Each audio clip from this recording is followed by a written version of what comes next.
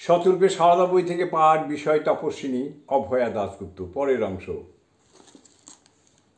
কখনো কখনো 2 মাসেও হয়তো একদিন ঠাকুরের দেখা পেতুম না।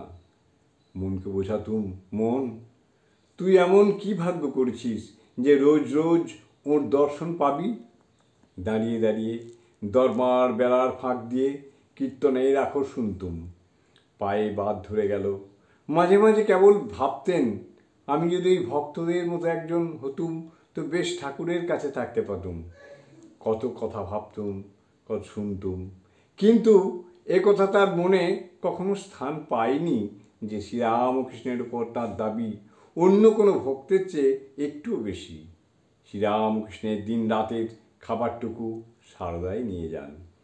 এইটুকু সময় শ্রীরামকৃষ্ণকে একান্তে পান। সারদার কাছে ওই সময়টুকু তাই বড়ই মূল্যবান।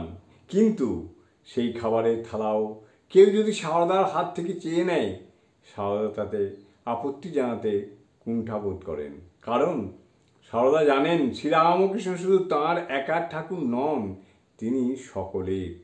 তাছাড়া মা সম্বোধন করে কেউ যদি সারদার কাছে কিছু চায়, সারদা তাকে নিরাশ করতে পারেন না কিছুতেই।